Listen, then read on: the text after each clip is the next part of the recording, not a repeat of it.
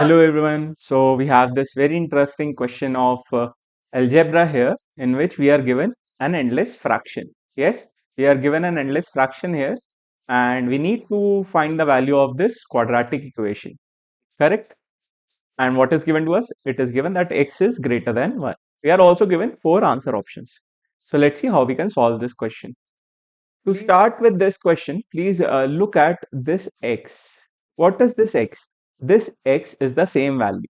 Yes, that means this fraction will go on repeating itself. Yes, this fraction will go on repeating itself until infinity. Now look at this part.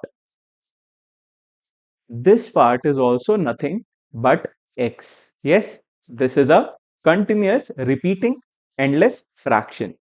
Yes, this can be replaced by x because this is same. Correct. Now let's replace this with x and we can rewrite it as x equals to 6 upon 7 minus x. Correct. Now if you replace x with 6 by 7 minus x, again you will go on repeating itself and ultimately you will reach to the same endless fraction. Yes, I hope you have understood this part. This part is very important to solve this question. After this we will simplify this. How? We will multiply 7 minus x with x and solve this. We will get 7x minus x square is equals to 6. That means we will get x square minus 7x plus 6 equals to 0. Now we will go for middle term splitting to solve this quadratic equation. And what we will get? We will get x minus 6, x minus 1 is equals to 0. That means the value of x from these two brackets will be x will either be 1 or x will either be 6. Correct? We will get these two values from these two brackets.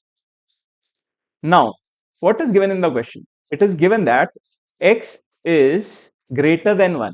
X is greater than 1, which means x cannot be equal to 1 because it is given that it has to be greater than 1.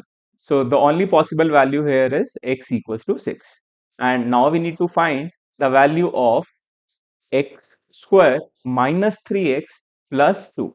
How we will find the value? We will simply put x equals to 6 in this equation. Now let's substitute x as 6.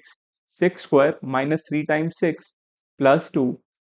This will give us 36 minus 18 plus 2, which will give us 36 minus 16. That means our final answer will be 20. This will be our final answer. Yes, the value of this quadratic equation by substituting the value of x is 20. Is there any answer option like that? Yes, we have D option as 20. So our correct answer option is D option. I hope you understood the solution well.